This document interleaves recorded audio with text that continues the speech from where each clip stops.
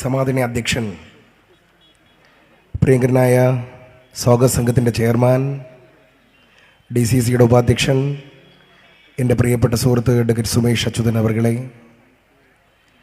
ഇവിടെ ഇപ്പോൾ ബഹുമാനപ്പെട്ട ചിറ്റൂരെന്ന് കേൾക്കുമ്പോൾ തന്നെ സകല കോൺഗ്രസ്സുകാരുടെയും സിരകളിൽ ഒരാവേശമായി ജ്വലിക്കുന്ന നമ്മുടെ പ്രിയങ്കരനായ അച്ചുവേട്ടൻ ഇപ്പോൾ ഈ സമ്മേളന നഗരിയിൽ ഇവിടെ വന്നിരിക്കുകയാണ്. ഞാൻ അദ്ദേഹത്തെ നിങ്ങൾക്കേവർക്കും വേണ്ടി ഹൃദയാഭിവാദ്യം ചെയ്യുകയാണ്. ഈ സമ്മേളനത്തിന് സ്വാഗതം പറയുന്ന പ്രിയപ്പെട്ട UDFൻ്റെ ചെയർമാൻ രതീഷ്, യോഗവേദിയിൽ പ്രിയങ്കരായ RSPയുടെ സ്റ്റേറ്റ് സെക്രട്ടേറിയറ്റ് അംഗം എൻ്റെ ജ്യേഷ്ഠ സഹോദരൻ പ്രസന്നകുമാർ, ഇന്ത്യൻ യൂത്ത് കോൺഗ്രസിൻ്റെ സംസ്ഥാന ജനറൽ സെക്രട്ടറി കണ്ണൂർ അബ്ദുൽ റഷീദ്, KPCCയുടെ വക്താവ് എൻ്റെ ജ്യേഷ്ഠ സഹോദരൻ രാജു പി നായർ, CMBയുടെ സെക്രട്ടേറിയറ്റ് മെമ്പർ സുധീഷ്, നാഷണൽ യൂത്തിൻ്റെ സ്റ്റേറ്റ് പ്രസിഡന്റ് യൂസഫ് അലി മടവൂർ, പ്രിയപ്പെട്ട K ഗോപാലസ്വാമി, PS ശിവദാസ്, മുൻ ചിറ്റൂർ തത്തമംഗലത്തിൻ്റെ ചെയർപേഴ്സണായിരുന്ന KA ഷീബ, പ്രിയപ്പെട്ട നാരായണസ്വാമി, സച്ചിദാനന്ദൻ, സച്ചിദാനന്ദ, അത് വല്ലാത്ത നീട്ടമുള്ള പേരാണല്ലോ, ധാരാളം. നിങ്ങൾക്ക് എന്തിനാണ് ഇത്ര വലിയ പേര്? സച്ചിദാനന്ദ ഗോപാലകൃഷ്ണൻ, എന്താണ് ഞങ്ങളുടെ ബ്ലോക്ക് പ്രസിഡന്റാണ്, പാർട്ടിയുടെ പ്രസിഡന്റ്. പ്രിയപ്പെട്ട സദാനന്ദൻ ഉൾപ്പെടെ നേതാക്കന്മാരെ, സഹോദരി സഹോദരന്മാരെ, നമ്മുടെ ഈ ജാഥയുടെ ഈ കാറിലേക്ക് വന്നിറങ്ങുന്ന സ്ഥലത്ത് കുറേ ആളുകൾ കൂടി നിൽപ്പുണ്ട്. എന്തിനാണ് സഹോദരങ്ങളെ കൂടിയിരിക്കുന്നത്? കയറിയിരിക്കുന്ന ഈ കസേരയിലോട്ട് നമ്മുടെ പല ആളുകളും സമ്മേളനത്തിന് വന്നവരാണെങ്കിൽ ഈ കളത്തിനകത്തേക്ക് കയറിയിരിക്കണം. അവിടെ എന്തിനാണ് നിൽക്കുന്നത്? അവിടെ വന്നിരിക്കേ, ഇങ്ങോട്ട് വാ, എല്ലാവരും വന്നിരിക്കേ. ഇവിടെ വലിപ്പ ചെറുപ്പമൊന്നുമില്ല, എല്ലാ UDFകാരും വന്ന് തന്നെ, ഇങ്ങോട്ട് വാ, ഓടി ഓടി വന്ന് ഈ കസേരകൾ ഫില്ല് ചെയ്ത് രണ്ട് സൈഡിലേക്ക് മാറ്. ബഹുമാനരെ, കാസർഗോഡ് നിന്നും ആരംഭിച്ചതാണ് ഈ പുതുയുഗയാത്ര. കടന്നു വന്ന വഴിത്താരകളിൽ വിവിധ ജില്ലകളിൽ ആയിരക്കണക്കിന് ആളുകൾ, അമ്മമാർ, സഹോദരിമാർ നൽകിയ നിർലോഭമായ പിന്തുണ കൊണ്ടാണ് പുതുയുഗയാത്രയെ കേരള ചരിത്രം അടയാളപ്പെടുത്തിയിരിക്കുന്നത്. ജാഥയുടെ നായകനെ സംബന്ധിച്ച് നിങ്ങൾക്ക് ഏവർക്കും അറിയാം. ജാഥയുടെ നായകൻ കേരളത്തിലെ ബഹുമാനായ പ്രതിപക്ഷ പ്രസ്ഥാനത്തിൻ്റെ കരുത്തനായ ചെയർമാനാണ്. നിയമസഭയ്ക്കകത്തായാലും പുറത്തായാലും ഒരു വാക്ക് അല്ലെങ്കിൽ ഒരു പ്രസംഗം അല്ലെങ്കിൽ രണ്ട് സംഭാഷണം നടത്തിയാൽ ഒരിക്കൽ പോലും പിൻവലിക്കേണ്ടി വന്നിട്ടില്ലാത്ത ജാഗ്രതയുള്ള രാഷ്ട്രീയ നേതാവാണ് ബഹുമാനായ ശ്രീ VD സതീശൻ. നിലപാടുകൾ കൊണ്ട് രാഷ്ട്രീയത്തിൽ പലരും പലതരത്തിലാണ് അടയാളപ്പെടുത്തുന്നത്, അല്ലേ? പലരും പലതരത്തിലാണ് അടയാളപ്പെടുത്തുക. എന്നാൽ നിലപാടുകളെ രണ്ടക്ഷരത്തിൽ ചുരുക്കി പറയാൻ ഭാഷാ പണ്ഡിതന്മാർ പറഞ്ഞാൽ ആ നിലപാടുകൾക്കൊരു പേരുണ്ടെങ്കിൽ ആ പേരിൻ്റെ അർത്ഥം VD സതീശൻ എന്നാണ്. ആകെ 3 പേരാണ് കൈയടിച്ചത്. പിന്നെ എങ്ങനെ ഇവിടെ ഭൂരിപക്ഷം കിട്ടും? ചുമ്മാ അല്ല തോറ്റത്. എല്ലാവരും കൂടെ അത് കൈയടിച്ച് നോക്കട്ടെ. എന്തേ, അമ്മമാർക്കൊന്നും അടിയില്ലേ? എല്ലാവരും കൂടെ ഒരുമിച്ച് അടിച്ചേ. ഇത് 10,000 വോട്ടിന്റെ ഭൂരിപക്ഷത്തിനായുള്ളൂ. 15,000 കടക്കണം ചിറ്റൂര്. അടിക്ക് കൈ ഒന്നും കൂടെ. കണ്ടോ ഐക്യം? നിങ്ങൾ ചിറ്റൂരുകാരെ കുറിച്ച് എന്ത് വിചാരിച്ചു നിങ്ങൾ നേതാക്കന്മാർ? ഈ ജാഥ നാളത്തെ കേരളത്തിനെ കുറിച്ചുള്ള പുതിയ പ്രതീക്ഷകൾ വരച്ചിട്ടുകൊണ്ടാണ് കടന്നു വരുന്നത്. എല്ലായിടത്തും ആൾക്കൂട്ടമാണ്, ധാരാളം ആളുകൾ കടന്നു വരികയാണ്. ഈ ജാഥയിലുടനീളം പുതിയുഗ രാഷ്ട്രീയത്തിൻ്റെ പുതിയുഗ പിറവിയെ സംബന്ധിച്ച് കൃത്യമായി അടയാളപ്പെടുത്തിക്കൊണ്ട് ജാഥ കടന്നു വരികയാണ്. ആരാണ് നമ്മളെ എതിർക്കുന്നവർ?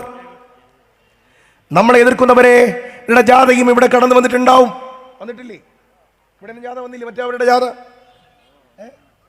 വന്നിട്ടുണ്ടാവും. നിങ്ങൾ ആ ജാഥയും ഈ ജാഥയും കൂടെ ഒന്ന് കമ്പയർ ചെയ്തേ. ഒരു കൂട്ടം ആളുകളെ നാടകങ്ങൾ നടത്തിക്കൊണ്ടാണ് CPM അവരുടെ ജാഥ നടത്തുന്നത്. കോഴിക്കോട്ടേക്ക് കേരളത്തിലെ ബഹുമാനായ CPMന്റെ സംസ്ഥാന സെക്രട്ടറി സഖാവ് ഗോവിന്ദ മാഷ് കടന്നു വരുമ്പോൾ ഗോവിന്ദ മാഷിന്റെ വേദിയിലേക്ക് വേച്ചു വേച്ചു വിറച്ചുകൊണ്ട് ഒരു പാവം വൃദ്ധൻ കടന്നു വരികയാണ്.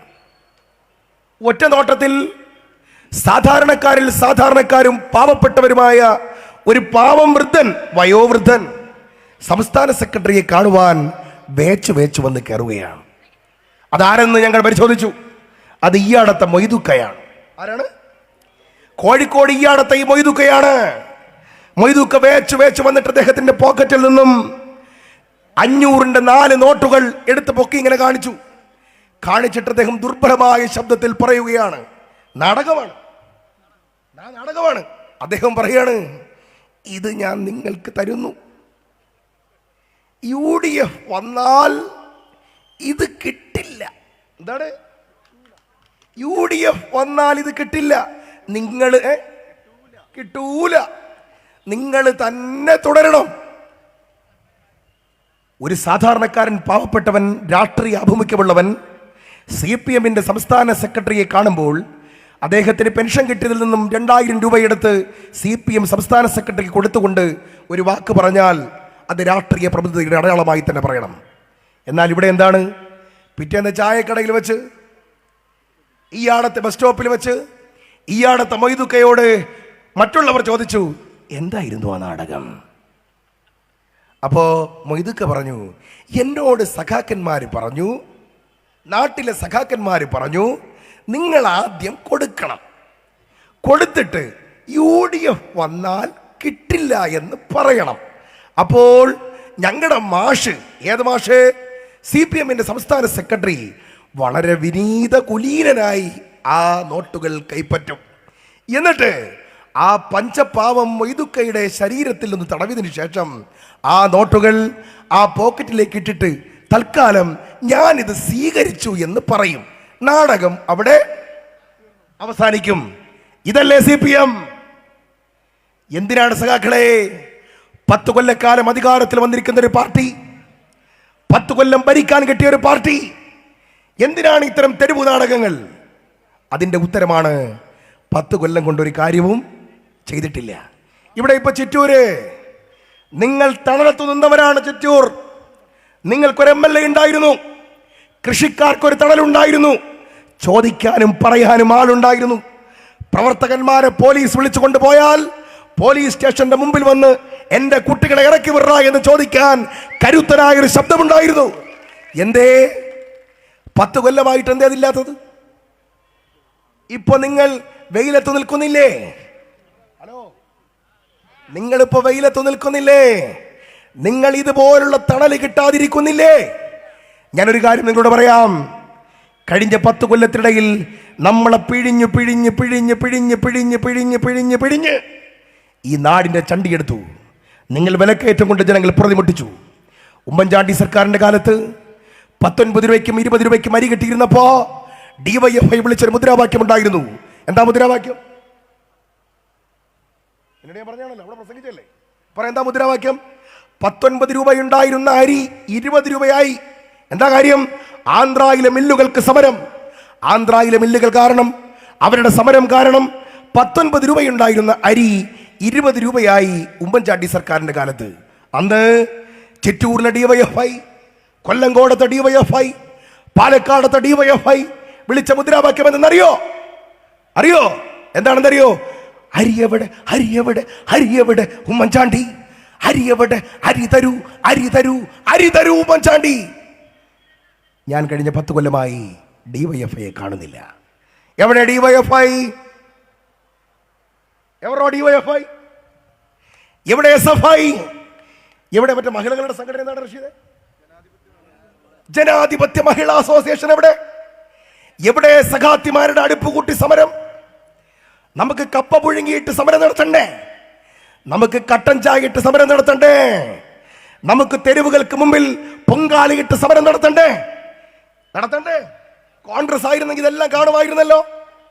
ഇപ്പൊ എന്താ സമരം ഇല്ലാത്തത്? ഇപ്പോ കോൺഗ്രസ് അല്ല ഭരണം, തമ്പുരാന്റെ ഭരണമാണ്. തമ്പുരാൻ ഭരിക്കുമ്പോൾ ഞങ്ങൾ കപ്പ പുഴുങ്ങില്ല.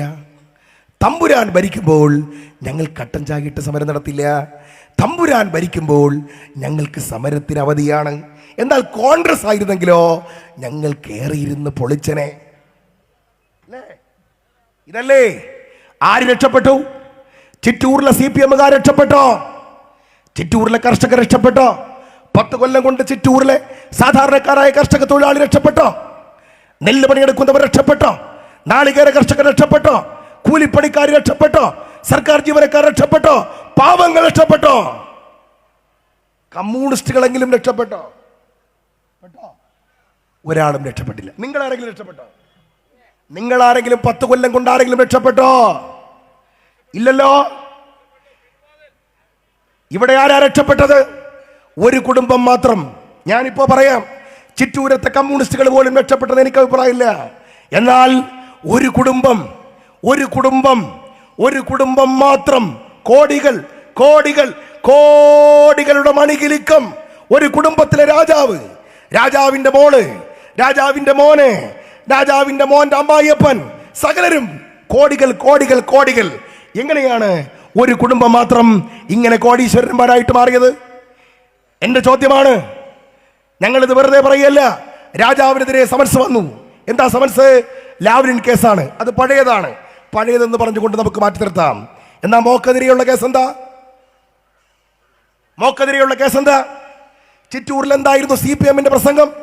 CPM-കാരുടെ പ്രസംഗം എന്തായിരുന്നു അറിയോ? എന്താണ് പ്രസംഗം?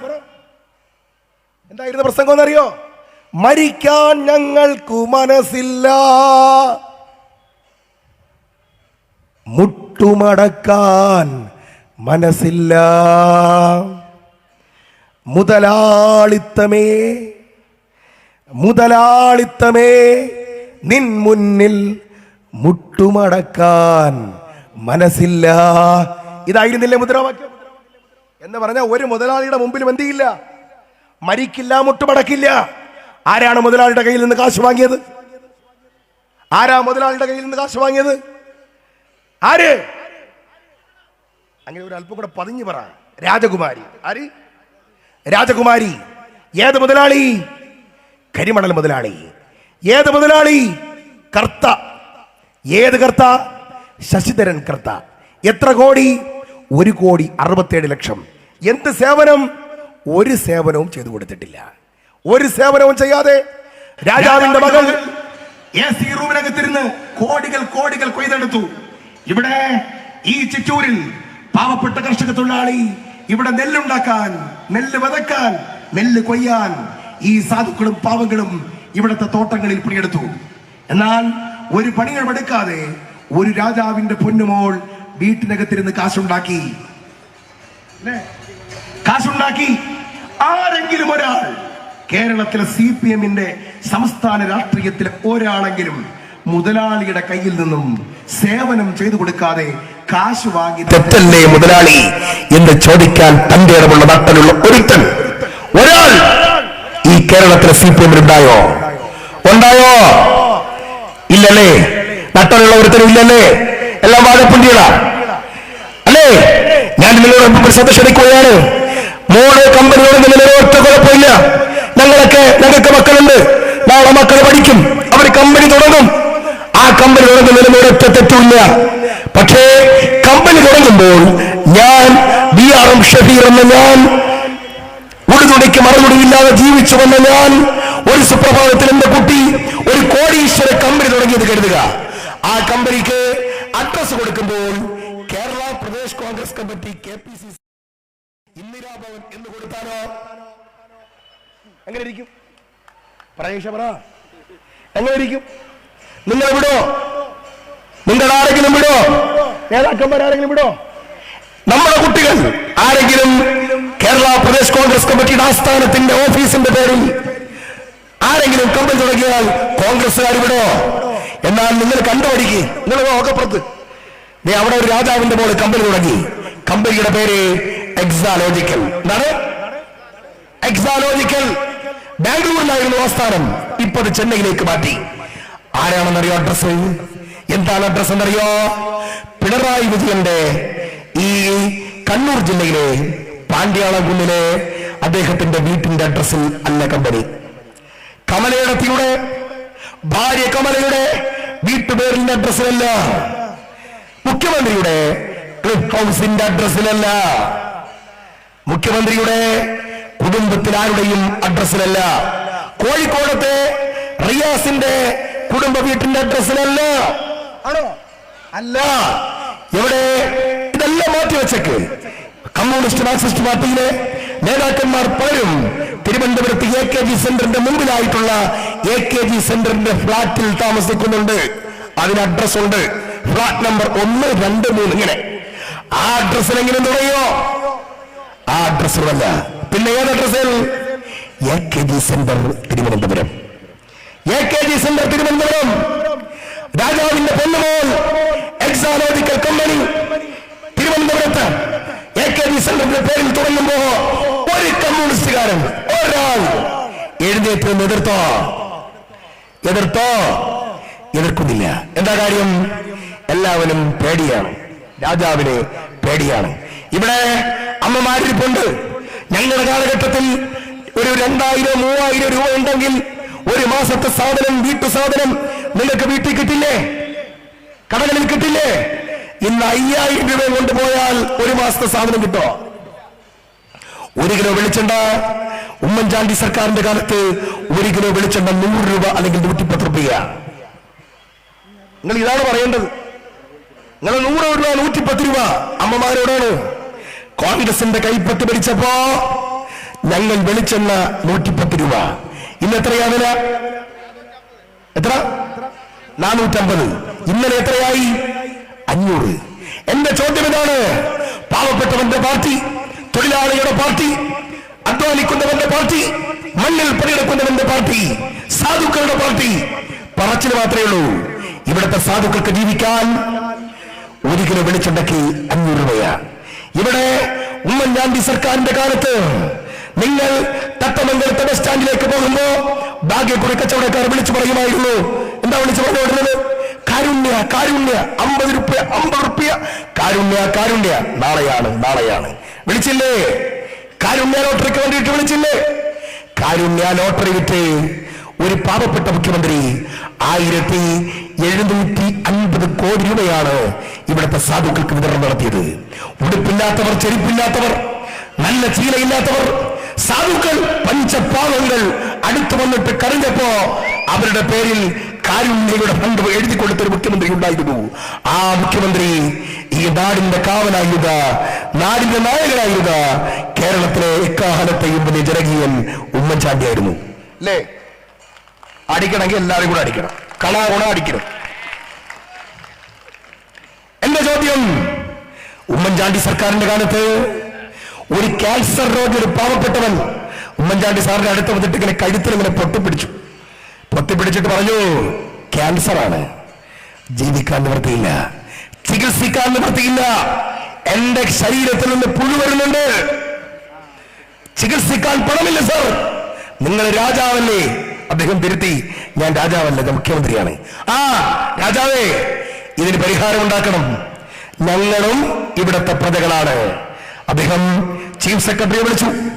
കേരളത്തിലെ മുഖ്യമന്ത്രി ഉമ്മൻചാണ്ടി ചീഫ് സെക്രട്ടറിയെ വിളിച്ചിട്ട് പറഞ്ഞു, ക്യാൻസർ രോഗികൾ, പാവങ്ങൾ, അവർക്ക് 3.5 ലക്ഷം രൂപ കിട്ടുന്ന ചികിത്സാ പദ്ധതി ഉണ്ടാക്കണം.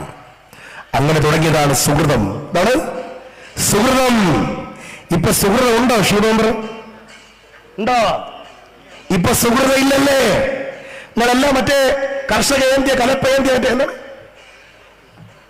ഭയങ്കര ചിഹ്നമാണ്. ഇപ്പൊ ആ ഇലയ്ക്ക് കുത്തിയവരല്ലേ പലരും? കുത്തിയവരോട് ചോദിക്കേ, കാരുണ്യയുടെ ലോട്ടറി വിറ്റാണ് ഞങ്ങൾ പാവപ്പെട്ടവർക്ക് കൊടുത്തത്. കേരളത്തിലെ മുഖ്യമന്ത്രിയുടെ മുമ്പിലേക്ക് സാധുക്കൾ വന്നു. ഇതുപോലുള്ള അമ്മമാർ വന്നിട്ട് അടുത്തുനിന്ന് അപ്പുറത്ത് ദൂരെ രാജാവിന്റെ അടുത്തിങ്ങനെ തൊഴുതന്നൊന്നില്ല. ഇതുപോലത്തെ അമ്മമാർ ഓടിന്ന് വരും. വന്നിട്ട് ഉമ്മൻചാണ്ടിയെ കയറി ഒരു പിടിയെന്ന് പിടിക്കും.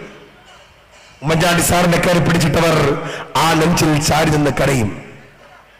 സാധുക്കളും പാവങ്ങളുമാണ്. അവർ പറയും, സാറേ, ഞങ്ങൾക്ക് ചികിത്സിക്കാൻ പണമില്ല, ഞങ്ങൾക്ക് പണം തരണം. എത്ര സഹോദരങ്ങൾ, എത്ര അമ്മമാർ, എത്ര പാവങ്ങൾ, അവർക്ക് വേണ്ടി മുഖ്യമന്ത്രിയുടെ ചികിത്സാ സഹായം തുറന്നു വെച്ചു കേരളത്തിലെ മുഖ്യമന്ത്രി. ഇപ്പൊ ആർക്കെങ്കിലും കിട്ടുന്നുണ്ടോ? ഉണ്ടോന്ന് ഇല്ല.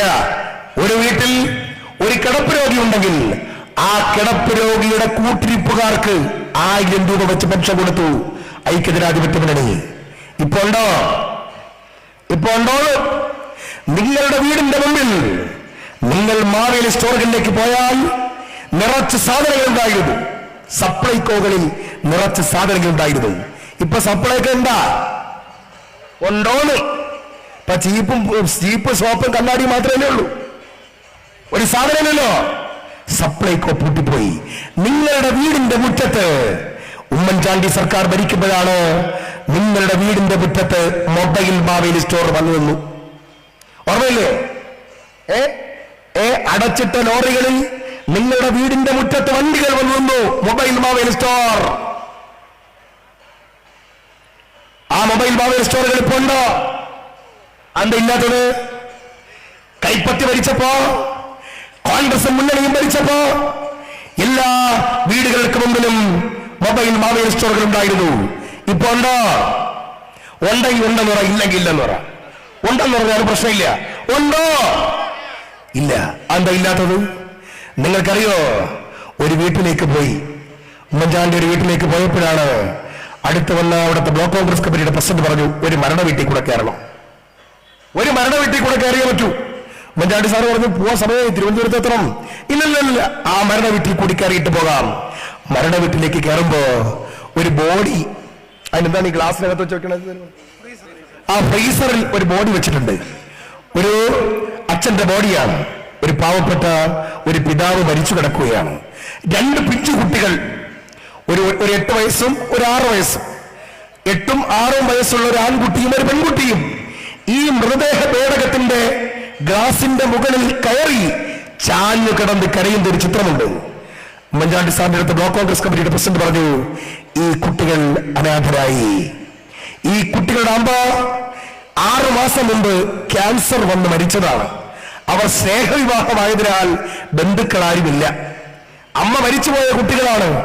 അറ്റാക്ക് വന്നിപ്പോ അച്ഛനും മരിച്ചു. 9ഉം 6ഉം വയസ്സുള്ള ഈ 2 കുട്ടികൾക്ക് ഇനി ആരുമില്ല. അവരെ അനാഥാലയത്തിൽ കൊണ്ടുപോകണം. ഉമ്മൻചാണ്ടി ആകെ പ്രയാസത്തിലായി. കേരളത്തിലെ ബഹുമാന്യ മുഖ്യമന്ത്രി ഉമ്മൻചാണ്ടി ആ കുട്ടികളെ ഇങ്ങനെ ചേർത്തങ്ങ് പിടിച്ചു. പൂച്ചക്കുട്ടികൾ ഇരുന്ന് കുറുകുന്നത് പോലെ കരഞ്ഞുകൊണ്ടിരുന്ന 2 മക്കളെ ആ 2 കൈകളിൽ ചേർത്തെടുത്തു ഉമ്മൻചാണ്ടി. ചേർത്തെടുത്തിട്ട് അവിടെ നിന്നുകൊണ്ട് ബ്ലോക്ക് കോൺഗ്രസ് കമ്മിറ്റി പ്രസിഡന്റിനോട് പറഞ്ഞു, DCCയുടെ പ്രസിഡന്റിനെ കൂടി വിളിക്കാൻ പറഞ്ഞു. വിളിച്ചു വരുത്തിയിട്ട് ചീഫ് സെക്രട്ടറിയെ വിളിച്ചു. എന്നിട്ടൊരു പദ്ധതി പ്രഖ്യാപിച്ചു. അനാഥ കുട്ടികളെ സംരക്ഷിക്കാൻ ഈ കേരളത്തിൽ ഇവിടെ